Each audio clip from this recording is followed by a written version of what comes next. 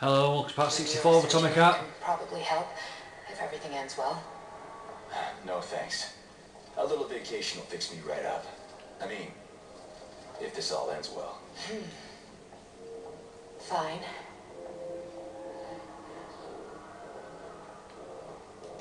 I just don't feel comfortable around these people. Oh, well, just you wait. Soon this is gonna happen all over the Soviet Union, and later the whole world. Then you'll see all people stripped of their free will. You know, free will doesn't guarantee that a person won't be a scumbag. What? Are you justifying atrocities? Atrocities? What atrocities? If they're volunteers, coming here was their choice. It's got nothing to do with me. You're a monster. Affirmative. Listen, about Victor, What? Did you have no choice? You couldn't have acted differently? Will you now tell me that you're sorry? What? I am sorry. Well, I'm not. I should be, but Victor, no other outcome was possible. It wasn't even quite him at that point. I don't want to talk about it. That's enough. I'm too busy to chat right now. Very well. Enjoy the view.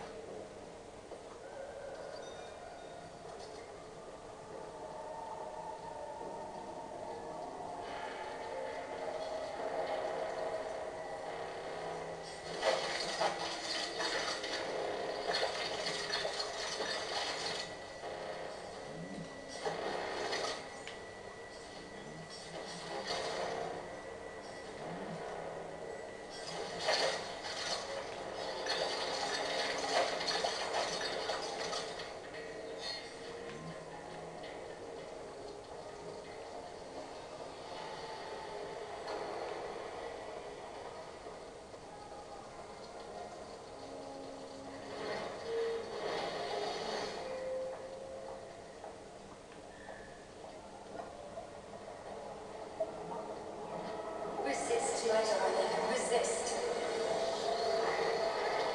Ah, fuck.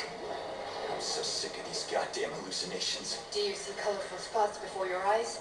Does your perception of the world change? Yeah, exactly. Do you know what this shit is? You were crossing into limbo, but it can't be stopped. How did you interrupt it? I don't know. It's like that lump of polymer is calling out to me. A big, teardrop-shaped one. Right there, straight above us. Do you see it? There's nothing there. What do you mean? I'm looking right at it.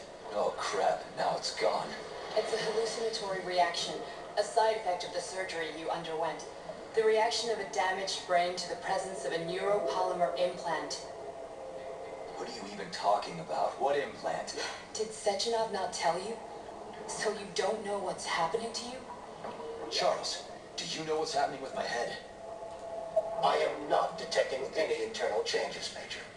But your Voskhod polymer extension is clearly receiving an unidentified stream of external data. What's that interface? Who are you talking to?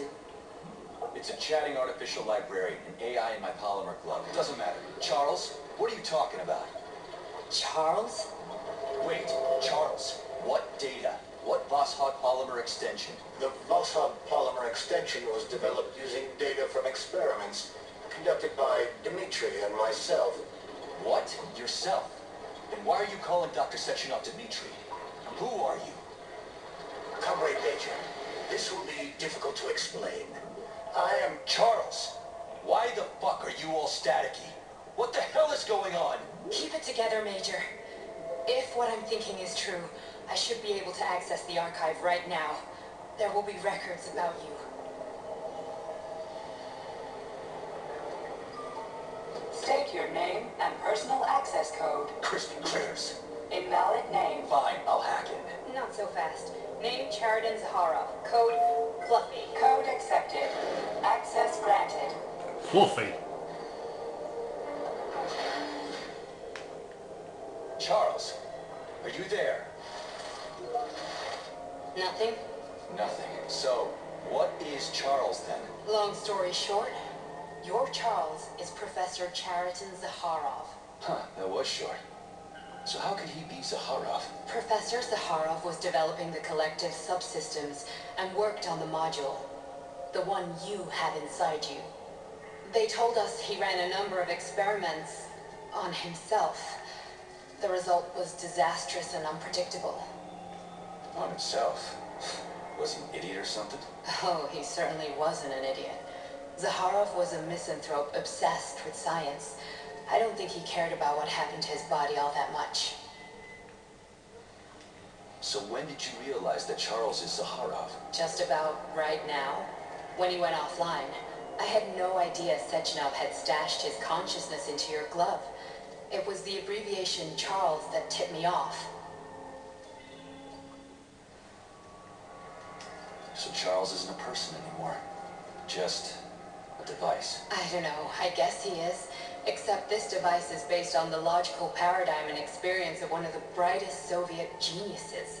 So why does Sechenov want him? Because Sechenov never dismisses what he can use. It's easier for him to change everything to fit his needs. I guess you noticed this already. What's funny is that you seem to have made friends with your glove. Well, we've been through a lot. I've got feelings, you know, being alive and all. So does he. Did. How can you talk about this so calmly? To me, Chariton Radyanovich died a long time ago. I'm done mourning him.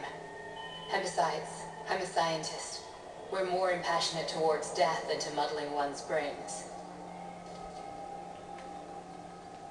So, how do we get in? Only a small bunch of people have permanent access to the archive.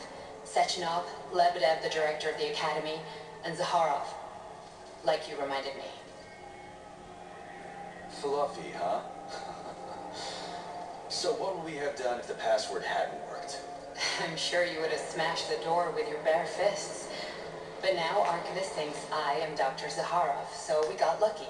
And now we can learn everything about you. Let's go. Welcome, Chariton Zaharov. What is the subject of your query today? Agent P3, personal file. Your search returned 42 audio records. So, which one do you want first? I couldn't care less. Then pick one at random.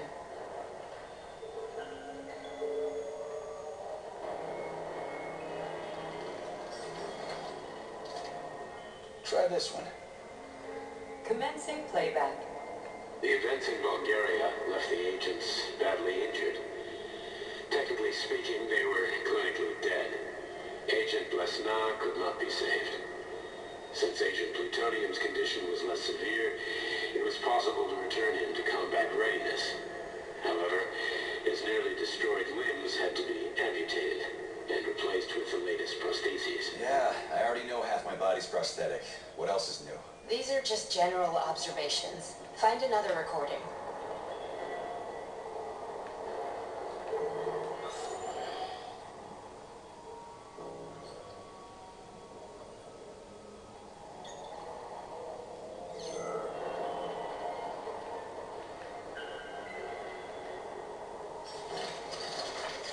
Come on, the recording.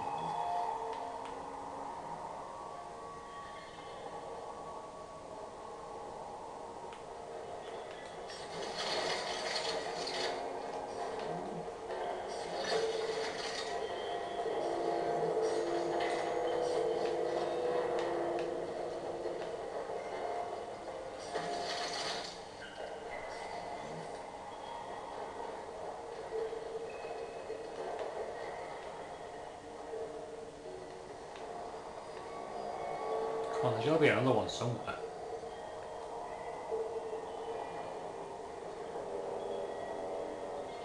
Ah, Here's another one.